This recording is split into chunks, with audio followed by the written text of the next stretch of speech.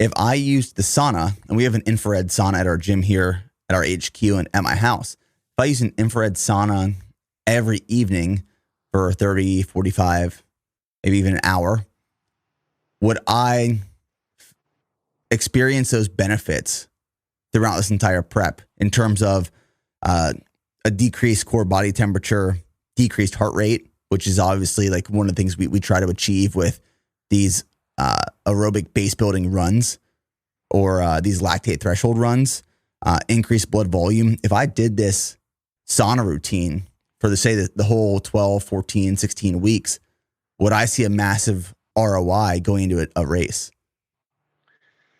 So it depends. You'll absolutely see an improvement if you get a total of, let's say, 10 to 13 sessions within 3 weeks. So essentially 4 sessions a week for 3 weeks, or you can go every day for 2 weeks and you're heat acclimated. If you do it longer than that, you'll start actually getting slightly more benefits as long as you rehydrate appropriately afterwards. So if you're becoming heat acclimated and you're just tanking your electrolyte pool, you can actually inhibit performance. So you just got to make sure that you're rehydrating really well afterwards with an appropriate amount of electrolytes and fluid. And do you find a big difference in a traditional dry sauna as opposed to infrared? So the feeling is different, but infrared is more tolerable because you can basically get the same amount of sweating at a lower temperature. But other ways to become heat acclimated as well would be to like go into a hot bath numerous times a week, like 4 to 5 times a week, and stay in there for like 20 minutes. But you don't have to stay in as long in a hot bath because water conducts heat 2 to 4 times better than air. So you actually will start sweating much faster in like a hot bath versus a sauna. Now, here's the key. I don't recommend actually doing sauna too soon or too close to competition. I think it's good to have a full week off of it if you can, basically, because it is fatiguing and you still retain most of the benefits for a full 2 weeks as long as you maintain a good exercise regimen.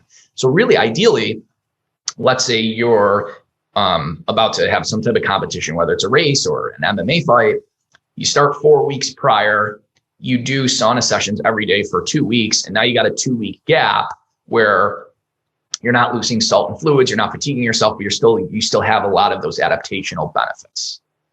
So both with the dehydration acclimation and the heat acclimation, the stressors are good for your body. They will provide these adaptations. However, the biggest takeaway is making sure to rehydrate appropriately after these periods.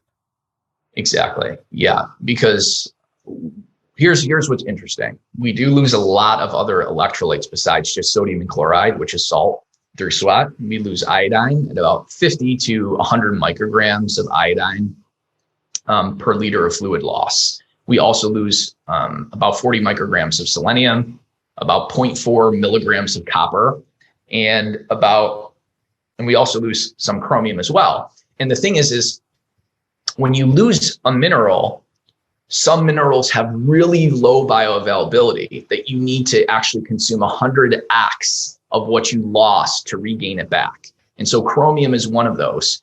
Chromium only has a oral bioavailability from the diet or supplement of only 1%.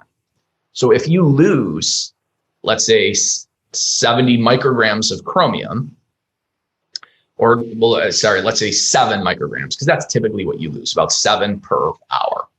You got to consume 700 micrograms to get it back because you're only absorbed 1% through the diet. So that's why it gets a little tricky of, okay, heat acclimation is great, but if I do this like a lot, how much minerals am I actually wasting? You just got to make sure you're getting them all back.